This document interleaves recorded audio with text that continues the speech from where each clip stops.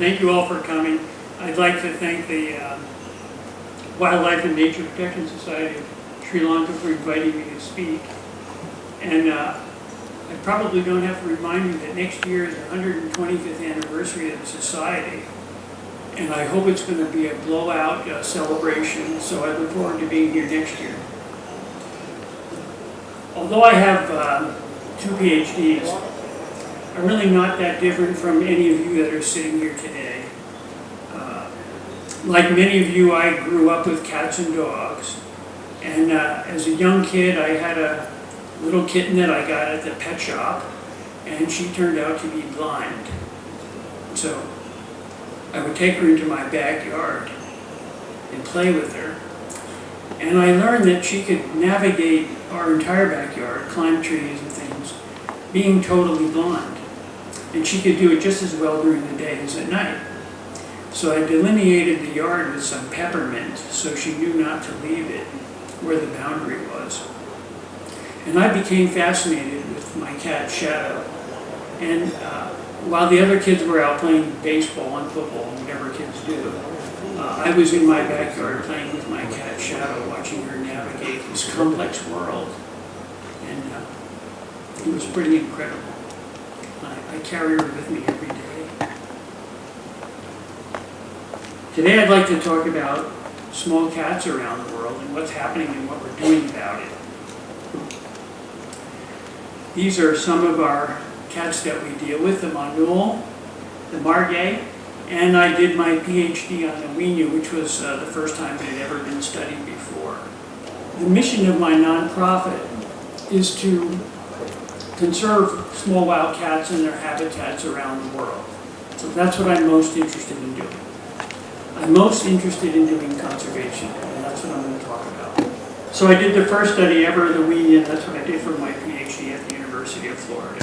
It was in the Department of Wildlife Ecology and Conservation, and I went there because my home state of New Mexico, the university there doesn't have a conservation program. It was all biology and research, and that's not what I wanted to do. I know what research is, and I wanted to go further.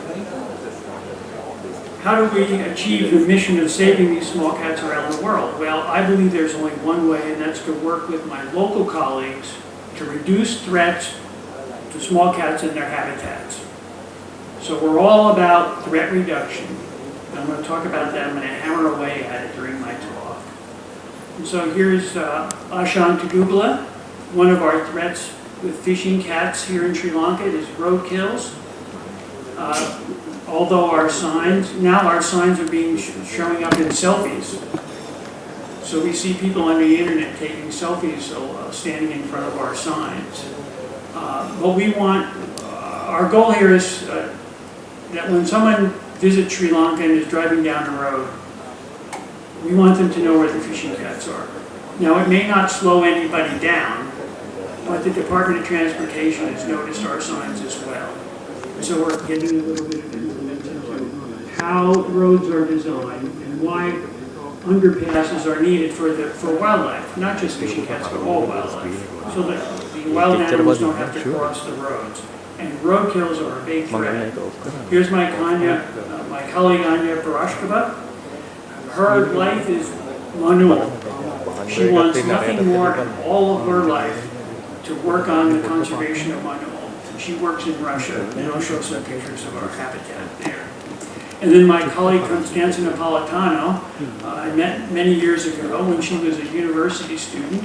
After a talk I gave in Chile, where I worked, she approached me and said, "I want to do what you do." Well, that was easy. So she got her PhD on the Winu, just as I did, but she's a molecular biologist. And as I'm giving this talk now, she's in Australia for the next 6 months doing molecular biology stuff there. And she'll return to Chile and continue her work on the Winu. So there's on the right two women holding 2 adult cats. That's how big they are. Here's what we do. What's the threat? It might be trapping, or that the parks are too small and fragmented. What's the intervention? What do we do to mitigate those threats? Monitoring to make sure our programs are working. We collect data to measure the impact of our interventions. Then we do an evaluation of how well our intervention is working, and then we reclassify the threats. I'll give you an example. The little huina in Chile, it's called a huina, and locally it means thief, little thief. The little thief is fond of raiding hen houses. What's the threat? Loose chickens and poorly made hen houses. Now just follow the puzzle. The threat is loose chickens. The intervention, build better chicken houses and educate people that they just can't have free-ranging chickens without the huina taking a few. Then we go back and visit the people and ask them if they've lost any cats. Have they killed any cats? If the answer is no, then our evaluation is that our program is working. Okay, that's what we do. So the research in Chile that we've already done in the past, and we know a lot about the cats already, is we go to a place, this is our research. We go to a place and we ask people if they're losing any chickens to cats. If they say yes, that's the end of our research. That's all we need to know. We don't need to know the ecology and behavior of the cat to know how to fix a hen house. That's what we do. And we do that all around the world. What's the threat? What's our intervention? Monitor variables to tell us if it's successful or not, reevaluate it, and adjust our intervention program. If it's awareness, then we raise the level of awareness in schools. How do we know it's working? We have to ask. We have to measure it. We have to collect data to see how well we're doing. That's what we do. That's our program around the world. What's the threat? What do we do to mitigate it? How do we know we're doing it right? We had the first ever Small Wildcat Summit in the UK last year. And we brought together about 22 people from around the world who work on small cats. Now these are one-of people. So I mean, if this was a global tiger summit, you would see 100 people standing here, probably some of them fighting it out over the millions of dollars that's lavished on tiger conservation. But here they're not fighting, and that's because they work on small cats, and there isn't enough money to fight over. So here they are. You can recognize two of our Sri Lankan colleagues. On the far right, Anya Ratnayaka, and on the left, hiding behind some people, is Ashan Tadugala. And I'll talk about their work later. I work for an organization now called Global Wildlife Conservation. It was founded by colleagues who, like me, all worked for a large conservation organization. Some of them work for WWF, World Wildlife Fund. Some of them work for Conservation International, like I did. Some of them worked for other conservation organizations. And we all, one by one, quit because we realized they weren't doing the conservation work that we knew how to do. We all left one by one. And one of those guys said, look, I'm going to create global wildlife conservation. He did. And why don't you come and work for us? So after 2.5 years of deciding whether I wanted to work for another organization or not, I have my own nonprofit, I decided it was a good idea to join Global Wildlife Conservation. And there are 22 of us. We know each other for at least 15 years, and we all came from much larger conservation organizations who we thought were not doing the job. So that's how we got together, and that's how I work for Global Wildlife Conservation. We have a guardian program, and there's Ashan and Anya wearing their Global Wildlife Conservation t-shirts, and they're guardians under Global Wildlife Conservation. And I hope to expand that. These are 4 guardians here. Murti works in India, and my colleague Constanza works in Chile. And I hope to expand the Guardians program, and eventually we hope to find a donor to support the Guardians program. Right now there's no financial support for it. someday there will be.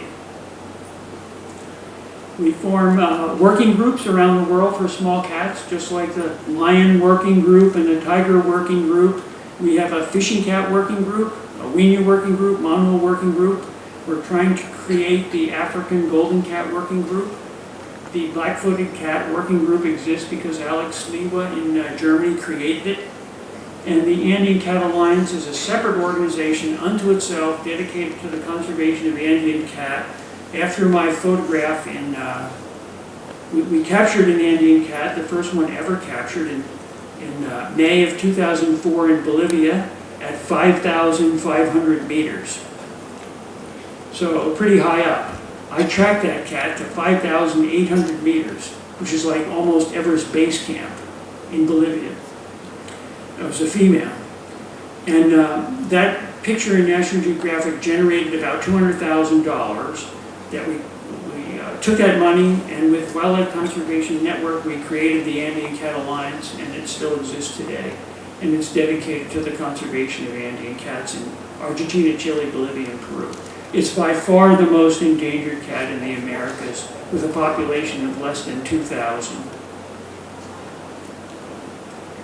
Here I am with some of the other cats that we work with. The flat-headed cat, it's a beautiful small cat, the analog of the fishing cat, closest relative of the fishing cat, that also eats fish and frogs. There's the little Wiener, the little thief in Chile, and there's that Andean cat that we caught in Bolivia.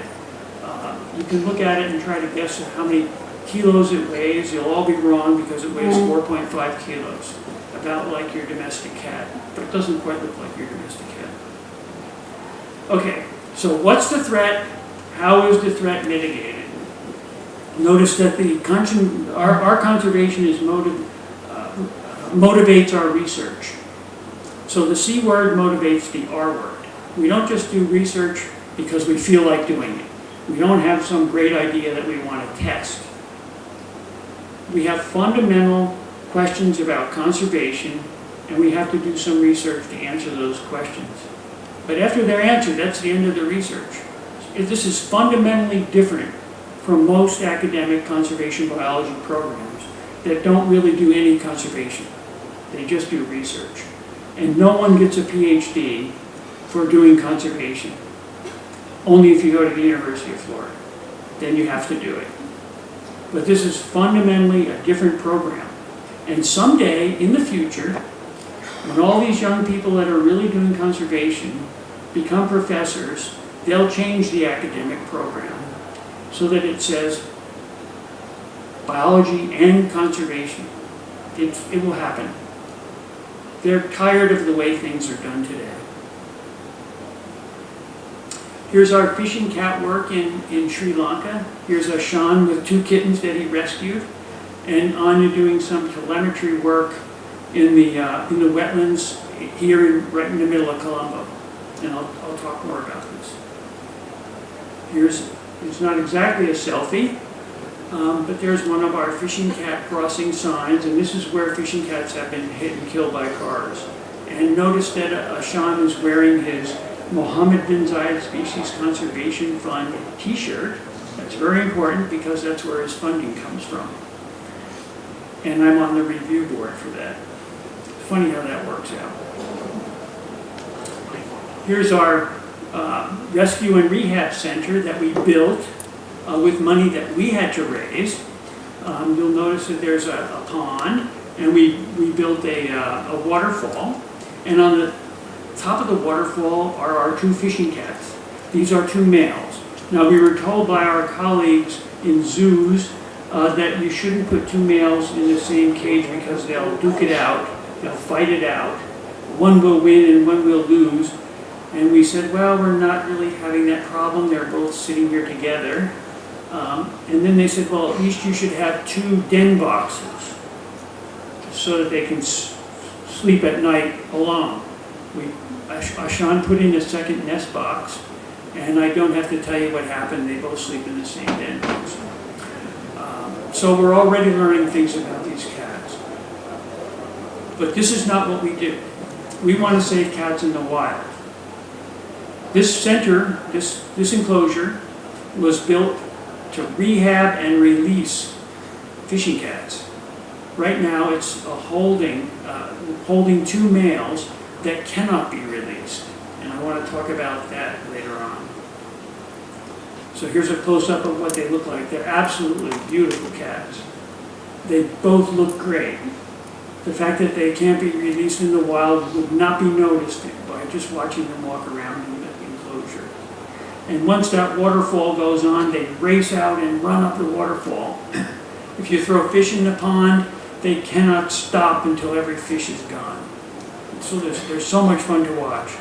Here's Alvaro Garcia. He works on the Pampas cat in Peru. Again, these people are one-ups. This is not an organization. This is a one-up person working on Pampas cats. And he's the only person working on Pampas cat throughout its range in South America. We have one person doing one threat mitigation program and working on his degree. There isn't money to support a second one. Anya Barashkova with her Manul in Russia. I'll show you a few pictures of our work there. Here we are setting a camera trap. It'll be a little bit different environment there than in Sri Lanka. So this is our typical work scenario. Is the cats are active, primarily at night, eating rodents, and that makes it easier for us to track them when they're in the snow, when they're walking around in the snow. And because our truck has ball tires, it makes it more difficult to dig out the truck. But here we are walking across the frontier, the Mongolian-Russia frontier at 30 below zero. And that cat is out there running around. I think at 40 degrees below zero, centigrade is equal to Fahrenheit, so that gives you an idea of how cold it is. It's cold. I don't know how this little woman does it. She said that it's not that they're adapted to the cold, it's that they wear the warmest clothes. And this is what the habitat looks like without the snow. Not a tree in sight. Yet these Manul are out there wandering around, catching rodents. You might get the idea that the rodents there don't hibernate. If they did, there wouldn't be any cats. Here I am being interviewed by the local news station. Always we take advantage of when I visit a place. There's always interviews, and oftentimes they want to talk to me and not my local colleagues. So I've discovered that the further I go, the more distant I go, the more important I become. And so we try to take advantage of that by setting up these interviews. And here I am talking to my colleague Masha Gretsina from Uzbekistan. And of course I'm being asked questions in Russian, so she translates the question. And then together we talk about the weather or how nice it is to be here. And this gives her time to answer the question in the way she wants to answer it. So I'm not answering the question. She's answering the question. But because the reporter sees us talking together, he thinks I'm answering the question. Okay? I don't know how to answer their questions because I'm not Russian, I'm not Uzbek. Okay? She knows how to answer the question. She knows what they want to hear and how to put it. I would probably just offend. So it's better for her to answer it than me. And this is the same plan we use all around the world. It works. They would never interview Masha. They would never ask Masha the same questions they ask me. That's the way it is. But we can live with that. We have a plan. Here I am talking to my colleagues about Manul conservation in Novosibirsk, Siberia. And this is my colleague Ganga Ragmi in Nepal. He got the first pictures of Manul in Nepal. Now, how could this be? Think about it yourself. Rodney Jackson did the first studies of snow leopards in Nepal in 1986.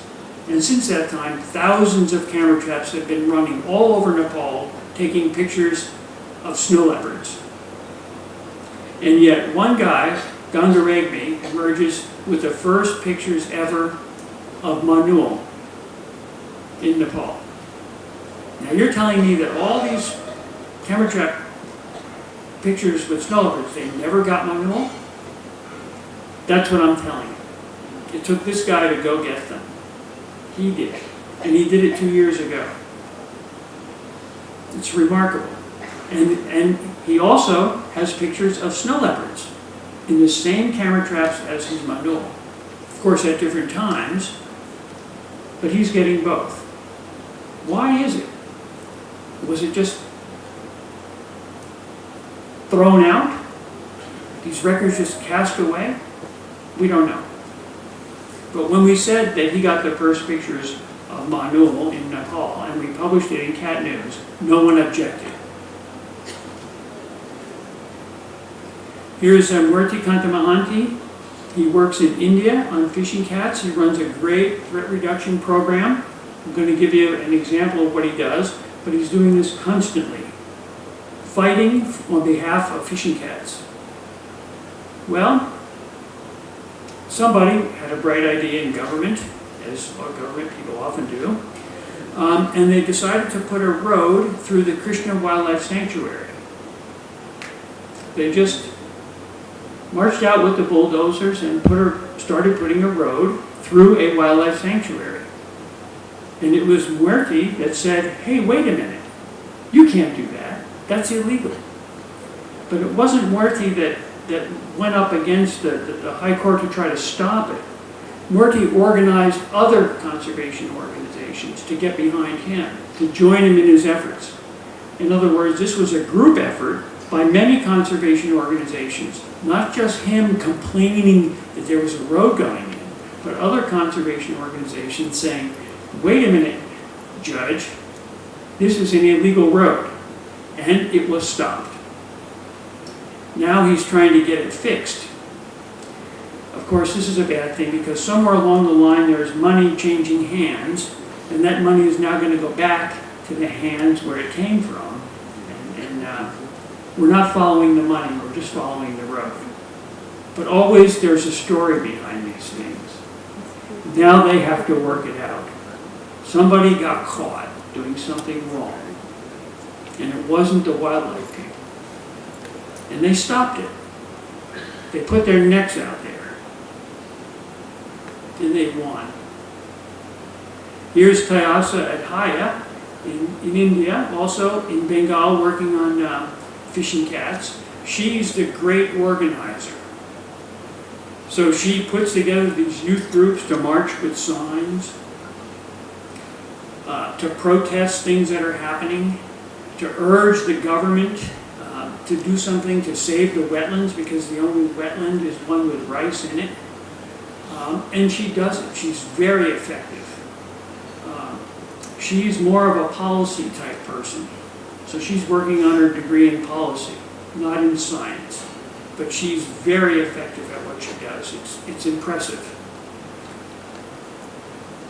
She's able to organize communities or larger groups to save fishing cats. She's always in the newspaper. You look in West Bengal, you look right, Tayasa's in the newspaper. You look left, she's pleading a court case, providing evidence for a court case. And she convinced the government of West Bengal to make the fishing cat its flagship animal.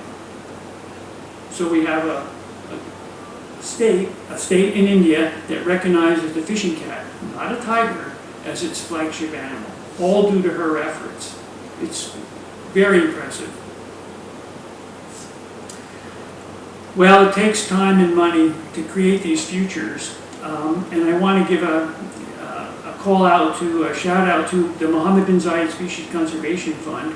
Mohammed bin Zayed is the Crown Prince of Abu Dhabi, one of the 7 United Arab Emirates, and he created a $30 million fund to support wildlife conservation of all living things, from lichen to great whales. So we actually, at this last meeting, we gave out grants for conservation of fungi. And and other animals that people aren't working on, other living things that people aren't working on. Orchids. Often it's cats, primates, turtles and tortoises. But it's not the big charismatic animals that already have lots of attention and funding going into them. Think about it yourself. When I say primates, where does all the money go? What do you think about? You think about the great apes. But what about all the 500 and some other species? That's what the Mohammed Fund, Mohammed bin Zayed Species Conservation Fund supports. And then with my own nonprofit, Small Wildcat Conservation Foundation, every meeting that I go to, we have 3 reviews a year. The wildcat budget for the fund is about $100,000 a year. We have three meetings a year, so it's $33,000 per meeting. I have requests for more than $600,000 in proposals. I have $33,000 to give out. Only the best of the best proposals are going to get that money. But I can put money, my own money that I raise, into the fund to fund more projects. So as an example, this last review, we had about $55,000 in really good projects that I wanted to fund. $33,000 comes from Mohammed bin Zayed, and then I put in the other $20,000 or whatever is required for money that I raise.